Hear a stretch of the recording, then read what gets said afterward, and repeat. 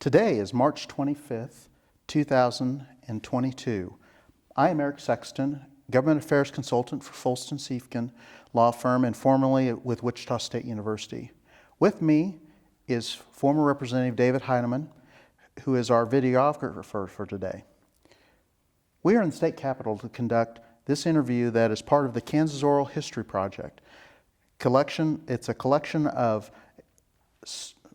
interviews examining the diversity of voices active in public policy making in the last quarter of the 20th century and the first decades of the 21st century.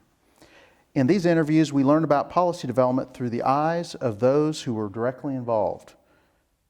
Today, I will interview Ms. Carolyn L. Campbell, who has had a very special and important part of state history in our government, that she has served countless numbers of elected officials, training them to become effective legislators, then taking that vast experience to become an elected official on her own right at the local and state school board positions. I will stop there and allow her to share her story. Thanks for agreeing to be with us today. Ms. Campbell, can you introduce yourself and let us know why you want to do this interview? Well, my name is Carolyn Wims Campbell.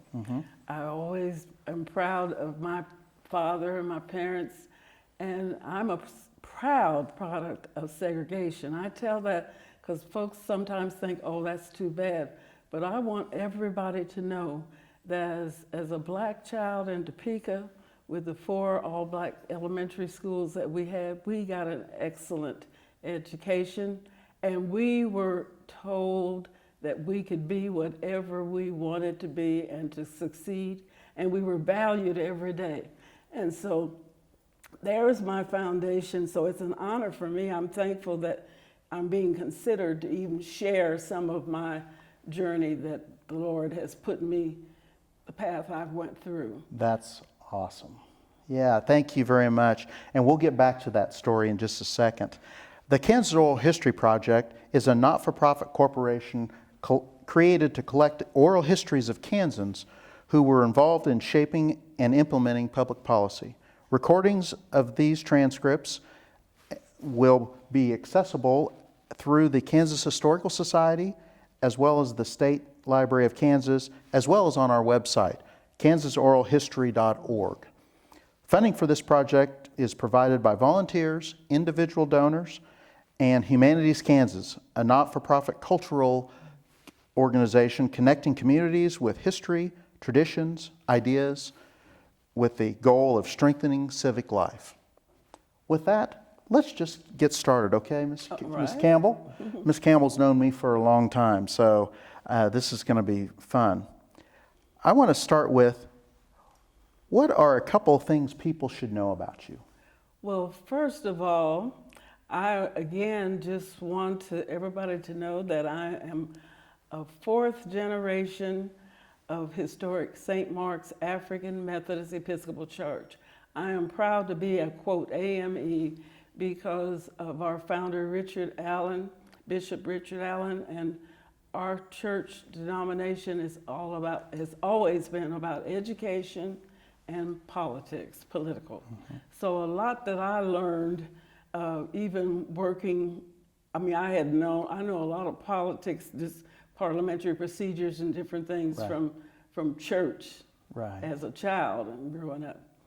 Well, tell us, and again, you mentioned your education. Tell us a little bit about your educational background as well. Well, I'm from North Topeka. Okay. And for some kids, they used to call us the river rats, because over in North Topeka, going across the river. But I am proud our community was mainly a black neighborhood. Right. So I knew the families on both sides of the street, but our school was McKinley. Okay. And the one thing that I always like to share, that for the state of Kansas, with the 4 schools that they built for us black kids, they were perfect. They were not substandard. Right. We had, there was marble floors, and I remember I loved the principal, Mrs. Ethel Williams. Yes. She later married Barbara, but I could hear her heels clicking down, coming down the hallway. Not that I was doing anything bad, but it's just that, and that's the other thing, the foundation, that we were valued every day, and that at McKinley, we were like a family. We're still a family. If someone passes away, you go to the visitation, and we're going to see everybody that we grew up with. One of the ladies, and I'll be 80 this year, and so she's about 3 years older. She still calls me baby. I still remember on the play, and that time everybody was out on the playground at the same time. Right. I remember her pushing me in the swings. Right.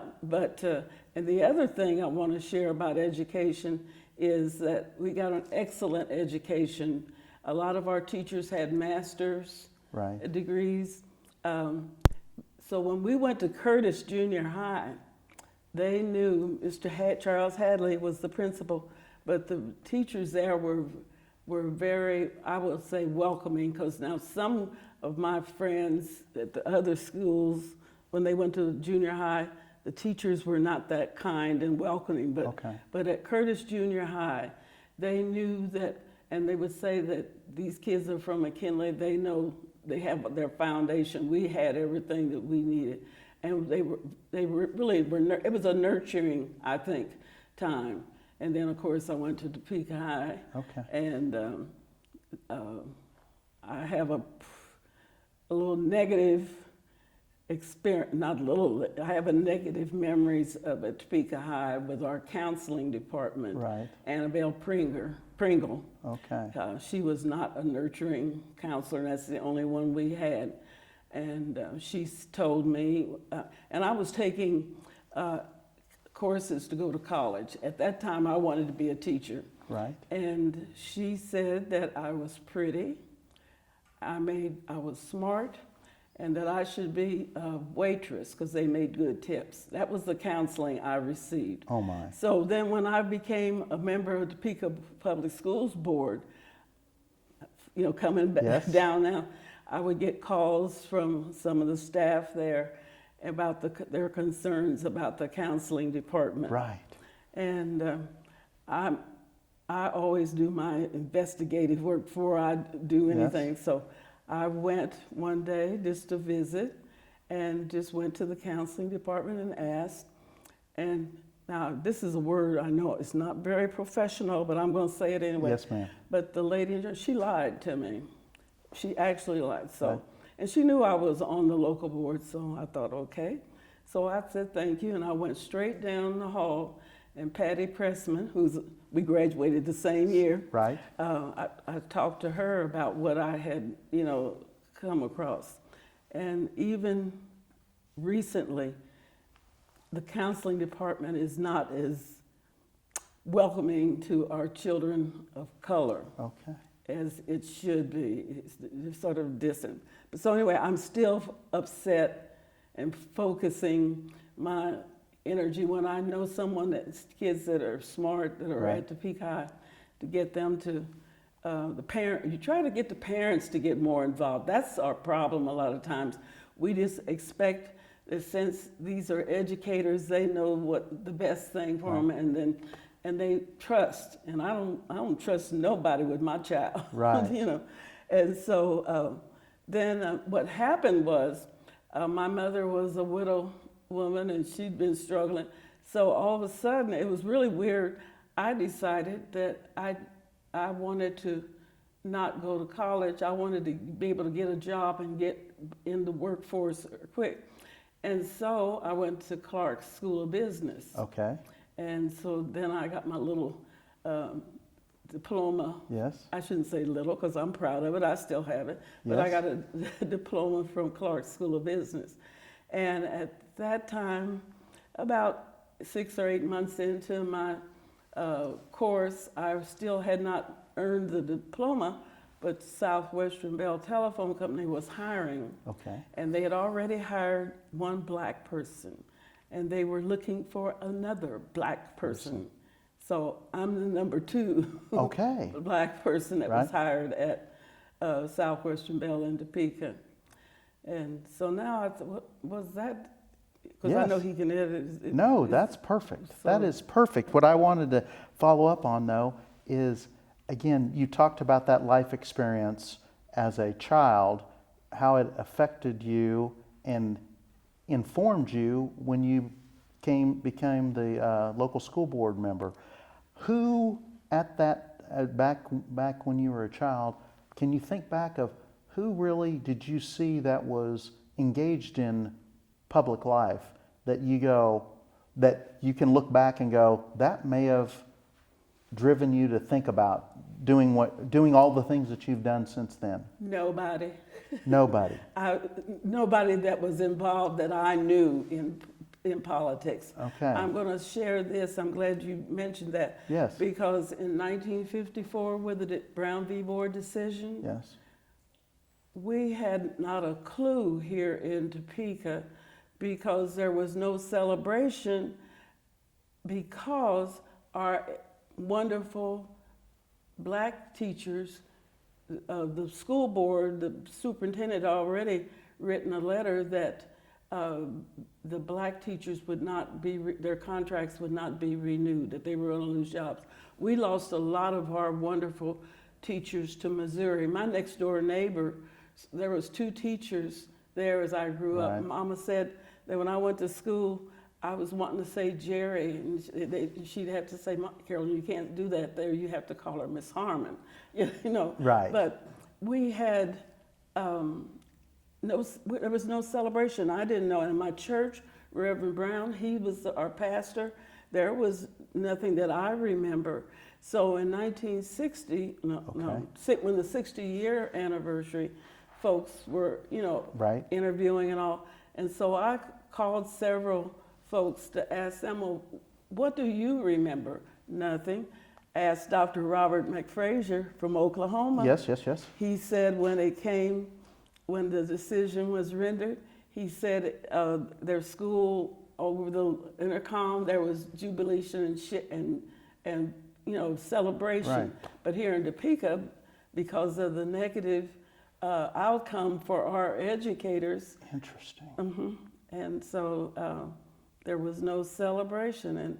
And then Reverend Brown, as a child, because I'm one of those kids that went to Sunday school and church, and I listened to the sermons. And I don't and it could be I don't remember him saying anything, but when you stop and think about it, he was a man. He was the breadwinner of his family. Yes. He worked for Santa Fe, and he had probably put his job on jeopardy. Right. And so maybe that's why we didn't have any celebration. Right. Now, but I want you to tell the story again. We're going to bounce around because I'm going to follow you on this. Is the fact of when you were the local school board president, didn't you find an opportunity to celebrate that decision? I would like for you to share about, again, even though you didn't think that life experience affected you, when you became the school board president, what did you do to take advantage to celebrate that decision? Well, I tell you, there's just a lot of things, and not even when I was the president, but when I first was elected to the school board. And I don't know that this is something, I'll go ahead and share, and then if you all decide. But in 1995 is when I was elected. Yes. And Topeka Public Schools had built the 3 new schools. Yes. And then there was a campaign how to name them. Right. And so Carolyn Campbell being a new school board member, and I'm not going to name the board members because we really were, I can get along with anybody because that's the way I am. And Right. if I don't care for you, I'm going to be cold. You're going to know that too. You're going to know. But there was 2 board members that was wanting to be elected president that year. Right. And so guess what? They gave and so we get all these letters about who to name the schools after. Right. And one was a doctor who is now deceased, but he was a pediatrician. I've got everything but his name coming to me. Right. But anyway, a wonderful doctor, and just different people. But we had names like one of the schools was Kay Meadows. Okay. And of course, she had earned her doctorate degree Right. years, but then there's Mamie Williams. Right. She was the lady that told her kids to be a miracle. I Yeah. think that's so wonderful. Isn't that wonderful? Yes. And then Scott Magnet is named after the Scott brothers that did the Brown v. Board Right. deal. Well, so to get back to how these were named, they were trying, these two men were trying to get me to vote for them to be president because it was a tie. They needed a fourth person. And so they let Carolyn Campbell decide how we would name the three schools. So a lot of people don't know that, but like Yes. Mamie Williams Fine Arts Magnet, Right. I wanted that one named where it is Right. because Miss Mamie's house was just a block away. Right. Scott, Yes. I knew Charles Scott, but he was like a son to the Right. Elijah. But I thought those attorneys had brought Thurgood Marshall here Right. and all, and I thought one should be named after him. And then the third one, Kay Meadows, when years ago, way before then, she called me once. She did not want to run again for re-election. And she had known, she's another McKinley a child that we grew up together. She called me and she wanted me to run for the local school board. Well, at the time, my child, so that's been almost 50 years ago, Right. was still young, and I said no. I said and I was taking care of my mother and grandmother, and I said no. I just am working, Right. and I said no. I just can't do it. So years later, what happens? I follow into the district of hers, Right. but with Kay, I wanted it named after where it is, but I wanted a school named after all the black mothers that saw potential in their children, that either was not able to didn't know how to go about getting them to be as successful as they were. So in my mind and heart, Meadows Elementary is named for black mothers, period. Mothers, period, but mainly my black cheerins, Yes. as they used to say, Right. that could have maybe been more successful and reached their potential had people wanted. After I retired, I volunteered and I loved Avondale East. That's where my Right. child was educated. And I volunteer in the media center. Oh, nice. Library. I don't like media center, library. But Right. when I was at Curtis Junior High, I worked in the library. Right. When I was at Topeka High, which is a beautiful library, I worked there. And I read all the time. But anyway, I love books. So where was I going with this? No, you're doing great. So I'm at Avondale East one day, and this little boy, he's a mischievous little boy, because I done checked him out in the library. And I like that because I could go, if I see you acting up, I'd go over and say, straighten up. Right. You know, and so he got sent to the principal's office. So he's sitting there, so I was in there. And so the secretary says, I don't understand him. I just don't understand that boy. And I said, well, do you ever talk to him? Do you ever get to know him? Because I knew his grandparents were raising him. Right. I don't know, I think his father was incarcerated. Right. And never did understand her. I didn't ask, but his mother. So he's being raised by his grandparents. We never know what a child Right. is struggling with. And so maybe he just, Right. he showed out. Exactly. But I like the little bad thing. And I'm wondering, I think about him a lot of times because I wonder, because his grandparents have now, I used to sort of keep up with him and his Right. sister, but his grandparents are now deceased. And so I wonder about and there was another little boy, and Mr. Winfred Tidwell. I don't know if you ever got to know No, him. I He did was not. a wonderful principal. He was assigned to Avondale Right. East. And again, I was in the library because I love that room. And he brings this little boy in. And he sits in there, and it was just the two of us. And I'm so silly. The old grandma church lady in me, and goes, he looked like a cute little thing. So I decide, now Mr. Tidwell has said, Carolyn, don't just leave him alone, just sit him right there. Well, Carolyn. There was no chance for that to happen. I guess not. So I'm going to make friends, and I still to today can't remember exactly what he said to me. And I thought, oh, you're going to be that way then. And then, okay, sit down, and then I go Right. back stern on him. And later, Mr. Tidwell said he had called some teacher everything but a child of God, Right. but he didn't go that far with me. But it's just a matter that I try to see in every child, and even in some adults, there's got to be a good Right. something in that person. Well, your life experience led you to that, and the thing I want to follow up on now, and again switch gears a little bit, is that you were with Southwestern Bell. What year brought you to what I call the legislative training job? What brought you to what I call the legislative training job? Were you, and the number of people that you trained and supported? Okay, well, I'll tell you what happened. In 1991, sometime in the middle of the year, there was Southwestern Bell was made up of 5 states. Yes. I served all my career in the benefit office with different assignments.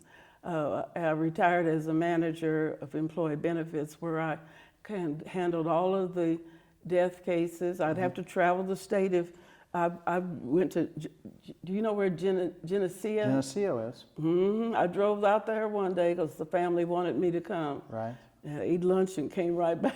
Right. But anyway, I would go wherever I needed to go, but I did that, and then I had the pre-retirement meetings, conducted them, and then we had a contact program. But anyway, so about the middle of 1991, Kansas was the most productive of the 5 states.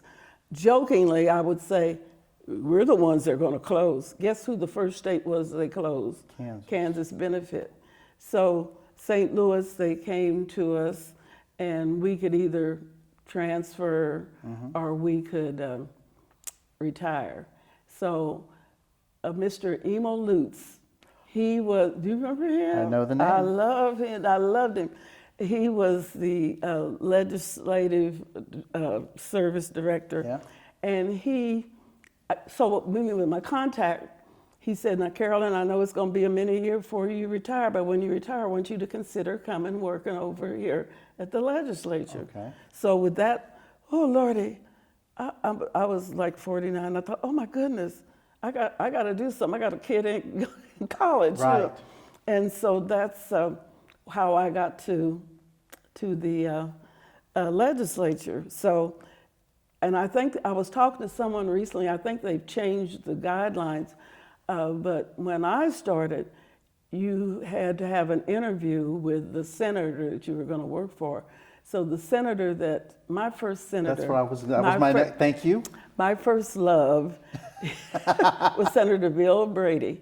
And so Southeast Kansas, the 13th district. Right. And so I know I made a lot of friends down in Parsons and all that. And so luckily, I guess I made a good impression, and he hired me. And so we're family now. Right. He has a granddaughter that he's doting over, and he and Nancy, but we're family. And so I learned a lot, because at that time, the offices were, senator's desk would be in this corner, and I was right there. And so, you know, you listen, you learn. You're right there. You learn. Listen and learn. Okay. And so, and he valued my opinion on things. He would ask, and that helps you to grow too. Right. And then some things he'd say, I guess I'll say that. And that's the one thing I'm proud of. The Kansas African American Affairs Commission, it started at historic St. Mark's African Methodist Episcopal Church. Well, tell us more about that. Well, I don't know if you were fortunate. Clyde Howard, I know the name. he was the director of administration or some Right. with the state, and he was reading something. I don't know if he told me it was Iowa or Ohio, had a commission, and he thought, why not Kansas? And so he started doing, and so we've had at least, I remember the first 2 meetings that organizing things was at our church. Okay. And so then, of course, I don't remember now who wrote, I'm sure Clyde did most of the reading of that bill, House Bill 24 or something. Okay. I've got it at home written down. But anyway, so he asked me to testify. And you know, when you work for the state of Kansas, which is another thing, they try to psych you. I was told that I could not testify because I was an employee Right. for the legislature. So Senator Bill Brady, I told him, and he says, you go ahead and testify. If anyone says anything to you, you're on your lunch hour. And I said, thank you. I didn't think I should have to give up my rights as a Right. citizen. And so again, there was Bill Brady helping me and teaching me. Yeah. And it was very difficult because I can't remember who the House chair was. Maybe somebody else might know, but back there. Right. But the chairman, he was anti the bill. The other thing I want to say is I remember we already had a Hispanic commission. And so at the time, Senator Bill Brady, he said to me, he says, well, when I was asking about, talking about this, he says, well, you have the Hispanic, why can't you two just merge? And I said, no, we have different issues. Right. I said, I understand we're both minorities, but we have different issues. I said, no, we need our own. And so he said, oh, so, I sort of educated him and we talked about things. And so I've been so fortunate that I worked for him. And then he left, and then I worked for Senator Don Biggs, Right. Leavenworth. I love him. He's he represented Leavenworth, Right. 3rd District. So I got to know people there, and then I worked in the House for 2 years. Oh, wow. Okay. Yes, that was interesting. I worked for a lady and a clown. Yes. I worked for Representative Ruby Gilbert, Oh who my I gosh. dearly love, Yes. and Representative Eber Phelps. Oh my gosh. And that's the one I would call a clown. The clown, yes. And he was such a hard-working representative. He served Hayes well. Right. And everything. Carolyn and Representative Phelps sometimes didn't get along because he wasn't used to someone. My opinion had always been valued with us. So, Right. I forget. I'm something, and I'd either write him out a note, especially about education, Right. and write out things, and I would just, I wouldn't waste his time. I'd just put it in the stack with his other things. Yeah. And I found out he did not appreciate that. Okay. He came out one day and made fun of me that she just sneaks her thoughts in with Right. my other messages. And then one day, I forgot again. You forget when you get old. And he came out, he was standing at my desk, and he said, and I said something, and he says, Carolyn, I don't want a debate. I just want you to do it. And I thought, the light came on. I thought, oh, that's our problem. So I started keeping my mouth shut. Yeah. So then what does he do? Tell somebody, she won't talk to me. And I thought, well, Right.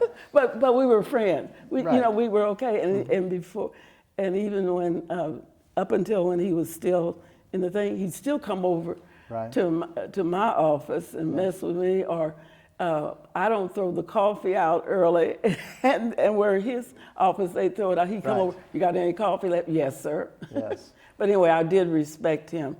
And then of course, I worked for Senator Gooch. Right. I loved him. I love him. I still love him. And then Donald Betts Yes. messed up a little bit. Right. And I had to leave. I was working. I was on my third day of working. Right. And Senator Hensley and Tim Graham come down to the office, and they say, Carolyn, Don has hired someone from Wichita. You have to leave. And so I had to leave. And I did not like that lady. I had, and I won't say her name, but afterwards I'll tell you. Right. I did not like that lady because this is how, so I was just stunned. I love my job. I love working there. I am so happy. I could do it forever. Right. And I'm getting tired of people saying, you still here? You gonna retire? I'll retire when I have to. But, so she comes in, and she comes in like, because I was stunned. So I'm trying to get my stuff, everything get out of the way. And she comes in like, you're not gone yet? So I struggled for a long time to be cordial to her. And in the end, we talked, and then I realized her personality was so abrasive. But anyway, I sort of felt sorry for her because then she would share things with me about her family and all. So, but anyway, I went off track a little bit, but y'all can take that out of you. It's all good. But so then, since 2004, I had worked with Senator Hensley, and I really, you talking about me training? Well, they say that I'm an asset to that office. But I have learned so much being in the leadership's office, and and all that. And now Senator Sykes. Yes. And so now I got a new district, District 21. I'm learning the people there, and what if I may jump in real quick? What of all of those experiences, what were the key things that you picked up for yourself when you then moved to being one of them, an elected official, both at the local school board and then when you transitioned to becoming part of the state school board? Well, excuse me, one thing I think I learned is I'm going to always try to do my best and be dedicated, and I'm going to work hard and just whatever I can for the citizens and for the community and for the children. Yes. I'm just always going to do whatever is necessary. And that was the one thing, and I don't know if this is what time to say it, but I'm going to say this. Please. That I loved the 12 years that I served on the local board, because I could get in there. I was more connected. When I was the 8 years on the state board, I did not enjoy that as much because of the politics. You got the factions there, and to try to, make sure that you're doing the right thing again for the kids. And one thing I'll say, I'm a Christian. Right. I believe in God. Yes. But I'm not going to let my religious beliefs come over and overshadow what is constitutionally right or what is best for our children and our state of Kansas as far as education. And that was very interesting. Didn't you have an election that sort of was it your first run at state school board, or was it your second that was sort of a central issue? And how did you deal with that? And was that all about religion, or was there a racial component to that? Okay, my first campaign, my opponent was a Christian conservative person. I tried, and yeah, see now it's coming back because. Thank you. I was waiting. I knew you. I knew you'd get there. Because I noticed, like in campaigning and going, especially Douglas County, and everything, that how, what I want to say, interesting, and how that would come up. And I, had, a response for that. The funny thing is, I don't know how funny it is, but I'm frugal, and my family says I'm cheap. but you got to get a campaign photo. Right. I liked my campaign, this photo of mine, but it was taken at church, and it was in front of one of our beautiful stained glass windows. Right. And so that's the one I wanted. So I had, the first thing, that was my first campaign. I had a wonderful campaign manager. I wonder if you might think who it was. Bill Brady. Bill Brady. That's awesome.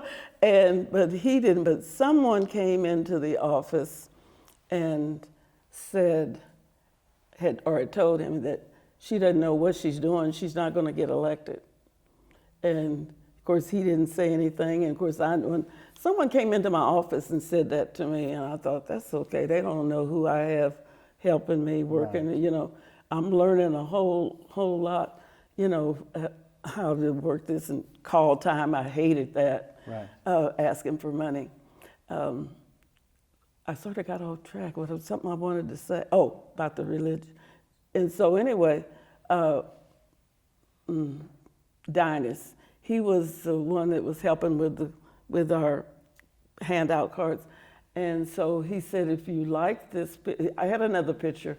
He said, but if you like this picture, go ahead and use it. And it could be a lot. You could have been standing in a library.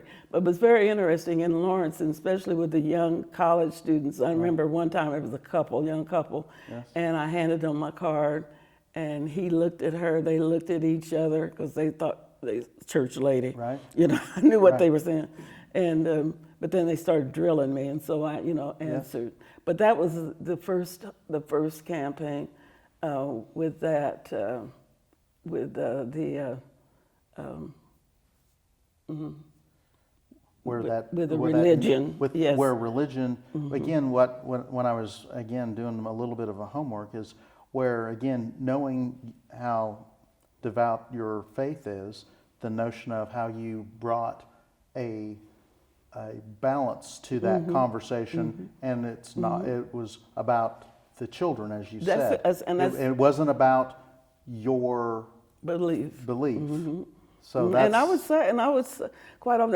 I remember there was a nice man from Osage County, and there was something over at the Great Overland train station, and he had a booth, and so we were sort of next to each, and we were talking, and like I told him, and he was saying that and I said, well, I am too, and I said, but he wasn't running for the same office, right. But we had a discussion. I said, but I'm never going to let my faith, be a problem with how I'm going to serve as an elected official. Well, I want to ask again, as we're getting close to kind of again, we could talk all day, but what advice do you have to others who may be interested in serving their state, their local governments, and serving Kansans? My first thing that I would always say to someone that you needed to be involved years ahead, volunteering, whatever that case may be, going to school board meetings and just sitting there. I remember I was on the DCAC, District Citizens Advisory Council, and I'd have to be assigned to go and just observing, seeing what all it would take to be an elected official in any capacity. Right. And going to NIAs, just not thinking all of a sudden, no, I don't like this, or and a whole lot of folks, unfortunately, they've had a bad experience with their district, and they're just out to get rid of someone on the, on the local boards. But to be and to really, I'd say what I want to say, study, understand. Right. When it was very interesting with the local board at first, some of my fellow board they didn't have a clue about parliamentary procedures. Well, I knew all that because even in Sunday school, we did things at church. Right. We did things, but be knowledgeable in how to run a meeting and volunteer just whenever you can. That was the one thing, and I had forgotten our past Shawnee County Treasurer, Mr. Wilson.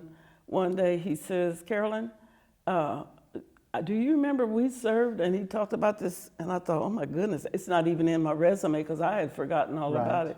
But this is the joke I say. When people would ask me if I would do something, I said yes. And so that helped me to get a broad knowledge of how things or what was needed in our community. And that just always being silly. I remember crying the first time that I applied for an expired term of one of the members at Topeka Public Schools, and it came down to another person and me, and we were there till it was about 11 o'clock, and here goes politics playing into it. They tricked, and I won't say his name, but they were going to go vote this way, and then on the third time they were going to switch and vote for me. Right. And they didn't do that. They flipped and left him out.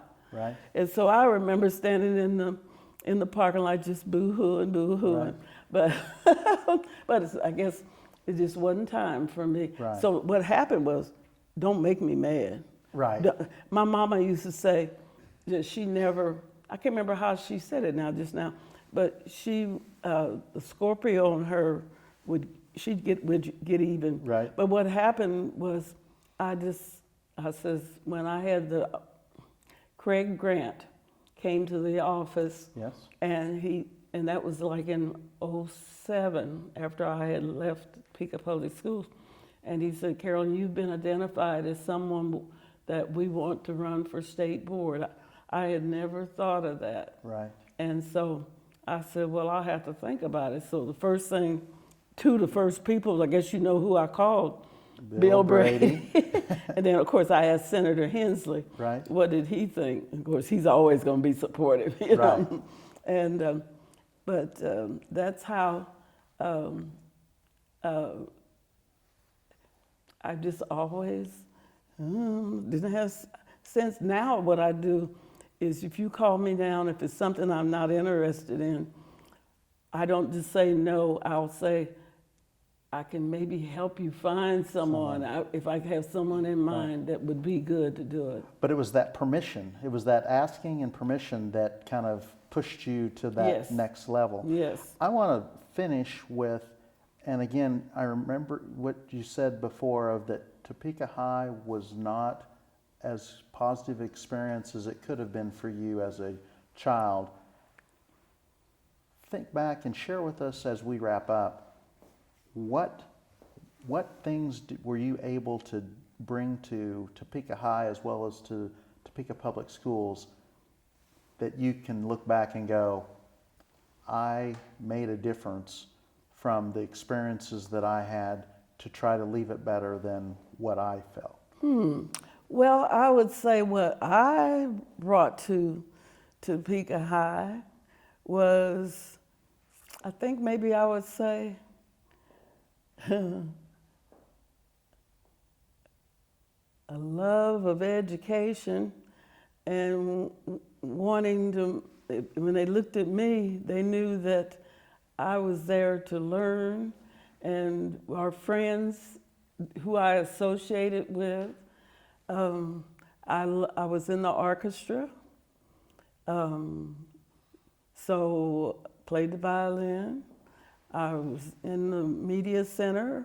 I loved, that. And then to go all these years. Then when I went to work for the legislature, my homeroom teacher, he was the doorman Oh, wow. in the doorman in the Senate, and so he sort of remembered me, or Right. he faked it.